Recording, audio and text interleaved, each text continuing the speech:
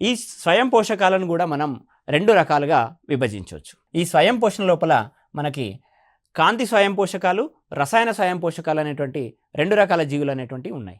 కాంతి స్వయం పోషకాలను కనుక చూసినట్లయితే కాంతి శక్తిని రసాయన శక్తిగా మార్చుకొని పోషకాలను తయారు చేసుకుంటాయి.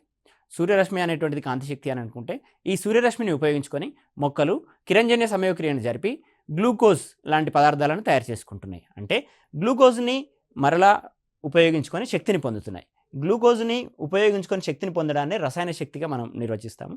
ఇక్కడ సూర్యరశ్మిని ఉపయోగించుకుంటున్నాం కాబట్టి కాంతి శక్తి. కాంతి శక్తిని రసాయన శక్తిగా మార్చుకొని పోషకాలను తయారు చేసుకుంటున్నాయి. ఈ రకమైనటువంటి స్వయం పోషకాలను కాంతి స్వయం పోషకాలు అని అంటారు. సో ఈ కాంతి స్వయం పోషకాలు జీవ ప్రక్రియను నిర్వర్తించేటువంటి జీవుల లోపల ప్రత్యేకమైనటువంటి వర్ణద్రవ్యాలు అనేటివి ఉంటాయి.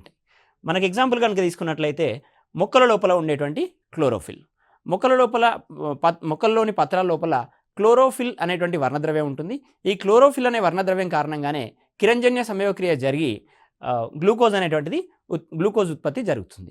అదేవిధంగా కాంతి స్వయం పోషకాలతో పాటు మనకి ఉన్నటువంటి మరొక రకమైనటువంటి స్వయం పోషకాలు రసాయన స్వయం పోషకాలు. ఈ రసాయన స్వయం పోషకాలు రసాయన పదార్థాలని ఆధారం చేసుకొని ఆ రసాయన పదార్థాలను ఆక్సీకరణ చెందించి శక్తిని పొందడం జరుగుతుంది. రసాయన పదార్థాలు ఫర్ ఎగ్జాంపుల్ ఇక్కడ sulphur, iron, nitrogen, hydrogen sulphide అనేటువంటి రసాయన పదార్థాలను ఆక్సీకరణ చెందించి శక్తిని పొందుతాయి. ఈ విధంగా శక్తిని పొందినట్లయితే దాన్ని రసాయన స్వయం పోషకం అని అంటారు. అదేవిధంగా ఇక్కడ ఎగ్జాంపుల్ చూసినట్లయితే కొన్ని రకాల బ్యాక్టీరియాలు థయోబాసిల్లస్, నైట్రోసోమోనాస్, నైట్రోబ్యాక్టర్.